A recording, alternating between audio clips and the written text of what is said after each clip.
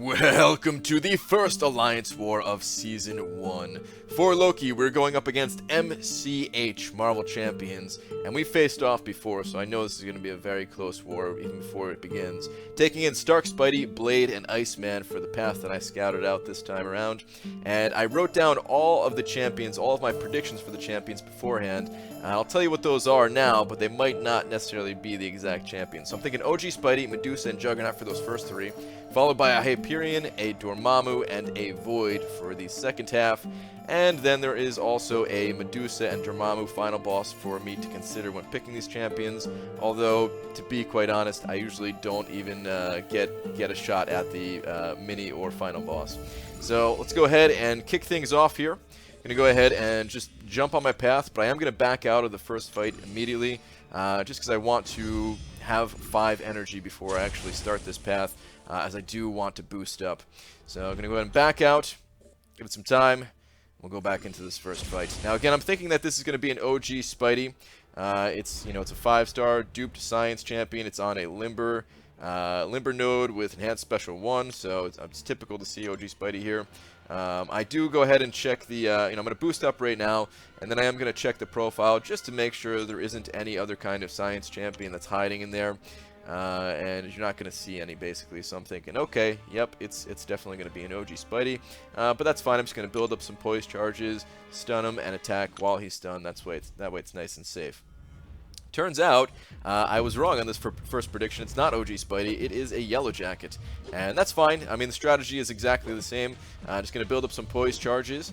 I'm going to make sure to only do a 4-hit combo once he gets to a special 1. This way I could evade it without any trouble. So, get the parry, 5-hit combo, another parry, 4-hit combo, back out. Evade the special 1, and one more 5-hit combo, and Yellow Jacket is down. Stark Spidey's damage is pretty freaking ridiculous at times. So yeah, first fight goes well. Alright, this next fight is one that I am very worried about, quite possibly the one that I am the most worried about in this particular path, as I am 99.9% sure that it is going to be Medusa, and if you look at my lineup, I don't exactly have a champion in here that you would see as like the #1 Medusa counter or something like that. So it's a 200% attack and health, no stun immunity, enhanced abilities, and just gonna take a quick peek at the profile here just to really confirm it. Mostly just stalling at this point out of fear, and yeah, it's got to be that Medusa, right? So I'm gonna go ahead and actually pop some additional boosts. Now I should have popped this 10% attack boost the last fight. Don't know why I didn't. But this other boost that I'm gonna pop, this invulnerability boost, it only lasts for 3 minutes, so that's why I didn't pop that earlier. So, gonna go ahead and start this fight. That invulnerability boost, if you're not familiar with it, you're invulnerable for the first 3 hits that you take throughout the fight. Because like I said, this is not exactly the most ideal counter Medusa. Now, Blade can actually hold his own against Medusa, however. Some people think that, Medusa is like the stopper for the current Blade meta that we're in. But basically, what you do is you just hug the wall. You get in 1 attack when you can. You hug the wall until all 3 Furies drop off. Then you can get in some free attacks. I recommend using your special 1. This way, when you are stuck against the wall, you have that bleed going. So you have a really good source of power drain. You're never going to run out of power. You have essentially infinite healing. So as long as you're dodging these heavy attacks, you should be fine. I also recommend baiting out specials. You can see there goes my invulnerability. Good thing I popped that thing, otherwise I probably would have died from that little slip up. So yeah, I did get to a special 2 here, so I go ahead and pop that. But again, I do kind of prefer popping the special 1. And yeah, just try my best to hang in there when she does have those 3 Furies stacked up. But I mean, the amount of damage that she does to me while I'm blocking in the corner is actually less than the amount that I'm healing if you pay attention to those numbers that I'm taking. So there's really no threat as long as I don't mess up and I don't mistime my evasion of her heavy attack. The other thing to watch out for is, like I said before too, I prefer to bait out her special 1s. Her special 2 is a bit tricky. The animation on it's a little bit deceiving. I feel like it has a bigger reach. And I've got her down a pretty good ways at this point, but sadly I'm not able to finish things out, and I'm about to make a big mistake here coming up. Just kind of waiting for it. I really thought I had this once I got her down this far, but oh man, especially with this opening. But she's got 3 Furies again, and this is gonna be my last attack, I think. As this heavy, man, I screwed up. I was so close, guys. I was so close. Really, like I said though, that's like the only way that you could die in that situation is if you miss time the heavy attack. But the fight is so long that you know, you're bound to mess up. You're bound to make a mistake somewhere in there. If I had a 5-star blade, that fight would have been over, you know, by the time I made that mistake. But, you know, the other thing is, too, if I didn't mess up and get hit earlier by her special, I still would have had my invulnerability. Anyway, I pop back in here with Iceman, and Iceman is also a fairly decent counter to Medusa. Again, not the most ideal, but still a pretty good counter, as if she does have her 3 Furies up, if you attack into her and she gets the auto block parry on you, your ice armor can eat it, and you won't instantly die. So that's pretty good. But I am just kind of baiting it out here, waiting a little bit. I can't play the complete wall game like I can with Blade since I don't have that healing, but I am just trying to stall things while she has those Furies, and I'm able to take her down. So pretty good follow-up fight with Iceman there. Really wish I could have got her down with Blade, as every single death matters so much right now for Alliance Wars, especially the higher tiers. I mean, we're still gonna give up like a good amount of deaths with the current rank that we're at, but if you look at like the very top alliances, I'm talking like the top 5, maybe top 10 alliances, we're talking like single-digit deaths or like 20 or less deaths for like all 3 groups, and that's basically what decides the war. Again, we're not quite at that level yet. We're gonna die a little bit more than that, but still, man, trying to compete. Trying to get onto that level.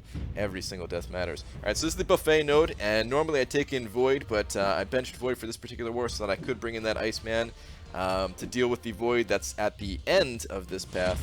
It's no problem. I'm just going to use Stark Spidey. Stark Spidey's damage can cut through Juggernaut here pretty well. I think I had an opening there that I missed. I mean, I definitely missed that opening, but get a little bit of an intercept going, and just going to get him to a special 2. Bait that out, get in a couple of free shots here where I can, and I'm almost at my SP2, which is going to do a lot of damage, especially since I am still above 50% health. And yeah, you can see, man, 2 out of 3 of those web shots crit, and I'm just going to hit another 5-hit combo in here. I'm trying to attack a little bit slow so the shock damage can still take over, and yeah, he does go down. So I don't necessarily need to bring in Void for a lot of the fights that I have on this node. He's just safer. That's the whole thing about Void. So I am going to continue to bring Void for future wars unless I really need to give up his spot for another reason. But yeah, I just love having Void, because with Stark Spidey there, I could have messed up, and I could have, you know, Stark Spidey, he's pretty much a glass cannon. If I got hit with a 5-hit combo or something like that, it might have killed me. Probably not, because Juggernaut doesn't hit that hard, but it might have, right? Alright, anyway, this next node, this is going to be Hyperion here, pretty much. Almost sure of it. And I am just going to take in Stark Spidey. He has 50% power gain, starts with 1 bar of power. Other than that, he's just, you know, beefed up in terms of attack and HP. The reason why I like to take in Stark Spidey for this fight is because I do have 1 out. Well, first off, you know, if you gain poise charge and everything, the fight won't last that long, even with class disadvantage. But I also do have 1 out with my heavy attack if I can't get a good power drain going. And that's really all you need normally against Hyperion. It's awesome if you could lock him down completely if you have like a magic or something like that. But for the most part, Hyperion, he's pretty loose with his specials. But there are those times where he's just very stingy with it, and he doesn't want to throw a special at all. And it's nice to have that 1 backup move that you can do a little bit of power drain. That heavy attack that Stark Spidey has, it is such an underrated utility that he brings to fights here. Because like I said, normally you only need to use it once anyway. It has a 30-second cooldown, but that's fine. So luckily for me, he is throwing his specials pretty regularly here, but with that 50% increased power gain, I can't always get in a 5-hit combo, so I'm just attacking a little bit lightly here, and I get to a special 2, blast him with it. I probably shouldn't have popped that, because that does get him close to a special 3, but it's probably over anyway. Except, no, I get messed up! No, please, dude, don't pop it! No! Okay, he goes down before popping a special 3. That was close, guys. Oh man, big mistake was made there. I was getting a little bit too antsy in that fight, going for that intercept where it just did not work out. And yeah, luckily he did not pop a special 3. I caught a huge break there. That should have been another death, because if he pops his special 3 on little old Stark Spidey's, you know, I had under 15,000 life left, I would have died for sure. All right. Anyway, next node up. This one scares me a little bit too. It's 100% power gain, enhanced special 2, and power shield. So only my special abilities are going to be dealing damage. I'm going to heal up Spidey just a little bit here. Once again, just pop in these little potions. You might as well use them. I mean, it's definitely worth it, right? It's worth healing up preemptively rather than taking that death and then having to heal anyway. Especially when it's only like a level 3 potion and they're not that expensive. So anyway, fight starts out and it's Dormammu. My plan is to get a 5-hit combo to put taunt on him. This way, if I do get degen on me, it's going to be reduced in damage. So I'm going to try to keep taunt, the uptime on taunt as high as possible. I'm also just going to let Spidey take the wheel when it comes to evading these specials. And I don't evade all of them. You're going to see a couple of them that he ends up just blocking. So yeah, with Stark Spidey, it is definitely no guarantee.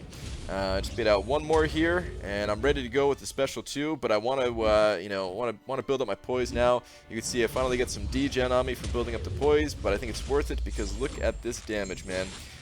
23,000 crits on those web shots. Luckily those things crit though, because if they did not, if only 1 out of those 3 instead of 2 out of 3 crits, I would have been in trouble, as I just barely finished him off there. So Dormammu goes down, and that is actually the final fight that you're going to see for this particular war.